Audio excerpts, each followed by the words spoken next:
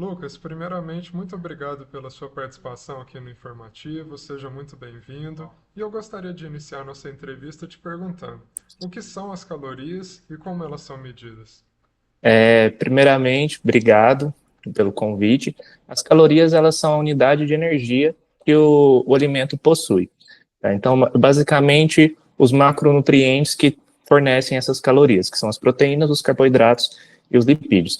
A cada 1 grama de proteína, você tem ali 4 quilocalorias, de carboidrato, 4 quilocalorias também, e de lipídios, que são as gorduras, 9 quilocalorias. Tá? Então, elas são medidas ali de acordo tanto com o alimento isolado, mas também quanto o alimento já pronto, numa receita, ou se não, um produto já industrializado também. Excelente. E como que o corpo utiliza essas calorias na prática? Como que funciona? Ele utiliza de uma forma de reserva energética.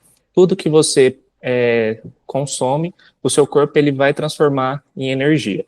Só que aí que entra o porém, a gente fica muito preso a só a quantidade de caloria que aquele alimento possui, só que a gente precisa gastar esse alimento, no caso ali, de emagrecimento. Por mais que seja um alimento que a gente pensa que tem pouca caloria, se a gente não gastar e se consumir de uma forma excessiva, ele pode virar reserva de energia e essa reserva de energia ela pode virar gordura. Então, resumindo, né, a temática que a gente está abordando hoje, contar calorias faz sentido, então.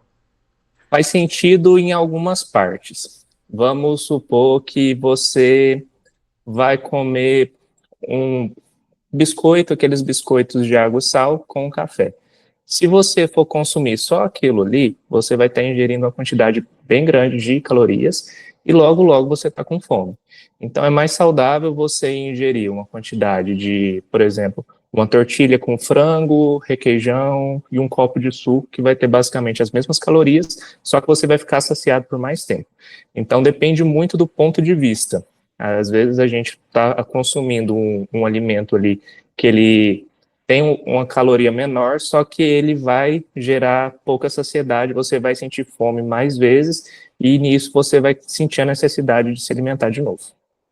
Lucas, e agora eu queria a sua opinião. Você recomenda, né, aos seus pacientes a contarem as calorias ou no dia a dia ali pode não ser tão necessário, né? Eu não recomendo, porque cada corpo é único, né? Então, o metabolismo de uma pessoa que não faz atividade física é diferente do metabolismo com uma pessoa que faz atividade física. Então, eu não recomendo contar calorias, até por conta disso, porque o que serve para mim não serve para você. Então, eu faço aqui no consultório, eu faço todo o cálculo de calorias que a pessoa precisa ingerir para ela não ficar baseada só nas calorias dos alimentos. Então, na questão calórica total da dieta dela, com os alimentos certos, nas quantidades certas. Lucas, levando em consideração nesse contexto que você apresentou, essa contagem pode afetar ali até mesmo a saúde, né, e o corpo da pessoa. Às vezes a pessoa se preocupar demais com isso pode ser um problema também. Pode. Tipo, naquela questão só de contar caloria, ela pode estar ingerindo uma quantidade menor ou uma quantidade maior do que ela precisa. Então, se você precisa emagrecer, você precisa sim consumir uma quantidade menor de calorias e gastar mais energia, e diferente de uma pessoa que quer ganhar peso, que ela precisa consumir mais calorias do que ela gasta. Só que se você colocar isso de uma forma sozinha, eu vou consumir a partir de hoje, eu vou fazer uma dieta por conta própria, às vezes você pode estar prejudicando o seu metabolismo, você pode estar prejudicando o seu corpo em si, no lugar de ajudar. Então, só contar as calorias dos alimentos ali de uma forma isolada, eu não indico. Tá? E quando essa contagem não é feita e o consumo de calorias é feito em excesso, qual que é o problema disso? Aí gera muito, principalmente pessoas que querem emagrecer, gera muito ganho de peso. Então, a pessoa ela acha que ela está consumindo uma quantidade ali de alimentos bem menor do que deveria, só que a quantidade calórica daquele alimento de forma isolada é maior. É o famoso como pouco, mas eu não consigo emagrecer. Então, às vezes a pessoa ela não está comendo pouco. Aliás, ela pode até estar comendo pouco na questão ali do prato em si, visualmente. mas nutricionalmente falando, ela não está consumindo poucas calorias, ela podia estar consumindo um alimento bem mais nutritivo, que vai dar uma saciedade melhor, que vai melhorar o índice glicêmico, que vai melhorar o corpo dela como um todo, do que só consumir aquela quantidade pequena de comida. Lucas, e quando a gente fala do caminho inverso, né, do consumo ali insuficiente de calorias, o que que pode acontecer? Pode acontecer em casos mais extremos, pode acontecer a desnutrição, pode atrapalhar o sono, intestino pode, a pessoa ela pode ficar ou com o intestino preso, ou senão pode ter um intestino um pouco mais solto. O sono, por exemplo, a pessoa ela tende a ter insônia, vai ter pico de ansiedade também, pode gerar uma compulsão alimentar, que é onde que a pessoa ela nossa, eu restringi tudo aqui, só que eu não consegui emagrecer nem uma grama. Então, isso não vai adiantar para mim. Ela vai comer aquilo que ela estava comendo, só que de uma forma excessiva. Então, isso pode atrapalhar também. E nisso pode afetar vários outros problemas. Por exemplo, pode alterar a resistência insulínica. A pessoa ela pode vir a desenvolver diabetes, ela pode vir a desenvolver um problema, por exemplo, de gordura no fígado. Então, isso se a gente for parar para pensar, é bem mais grave do que que a gente pensa, né? Que a gente coloca ali na ponta do lápis e tudo mais, a gente pode colocar ali vários outros sintomas, inclusive também aumentar os sintomas de ansiedade. Pessoas ansiosas tendem ali, quando ingere uma quantidade menor de calorias do que deveria, ela tem crises de ansiedade mais fortes e mais recorrentes também. Com certeza, Lucas.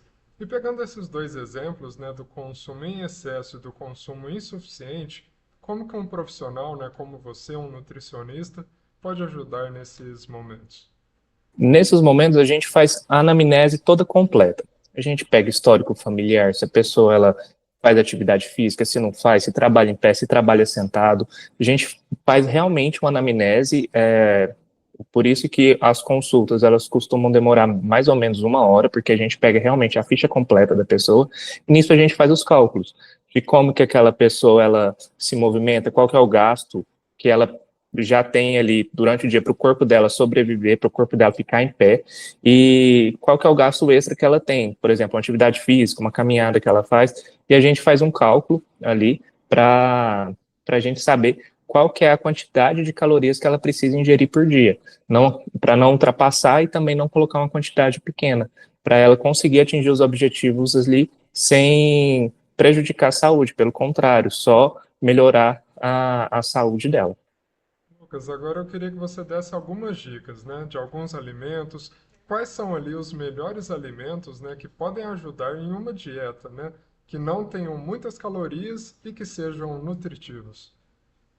Falando do valor ali de poucas calorias e nutritivos, a gente pode colocar frutas como melão, mamão, morango, abacaxi. São frutas que ajudam na digestão, são frutas que nutrem o nosso corpo, são frutas que, melancia também, que ajuda na hidratação. Então a pessoa ela pode consumir de uma forma bem tranquila.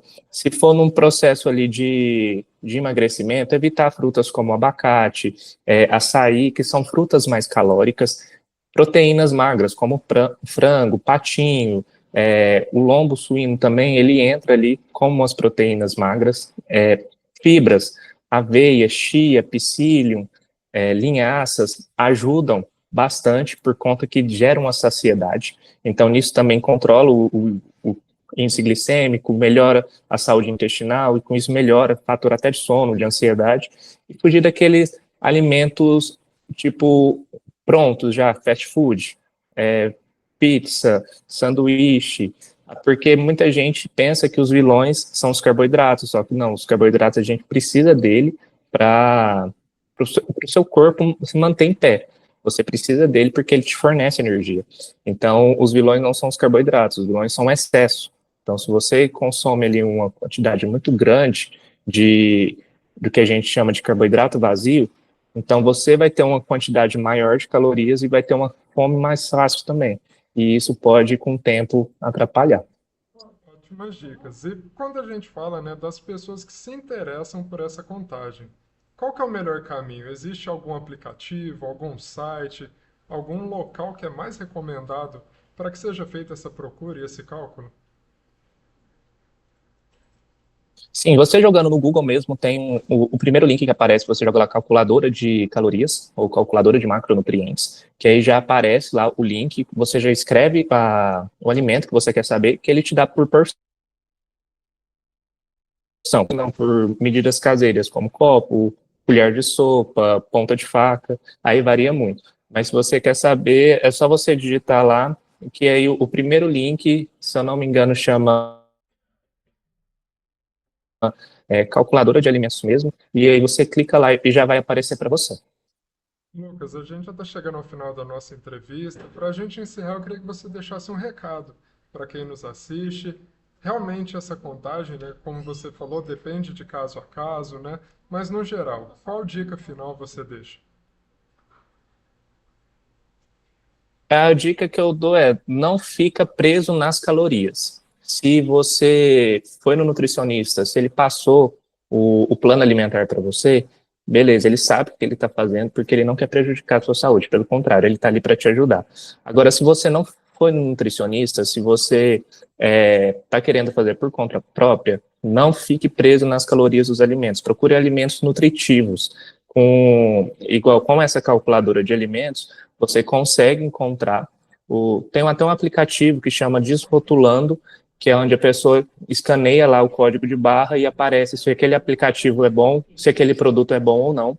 E não fique preso naquilo. Procure alimentos saudáveis, procure dormir melhor, ter uma qualidade de vida melhor, que aí as calorias vão ser o menor dos seus problemas. Excelente, Lucas. Muito obrigado pela sua participação aqui no Informativo. Eu que agradeço.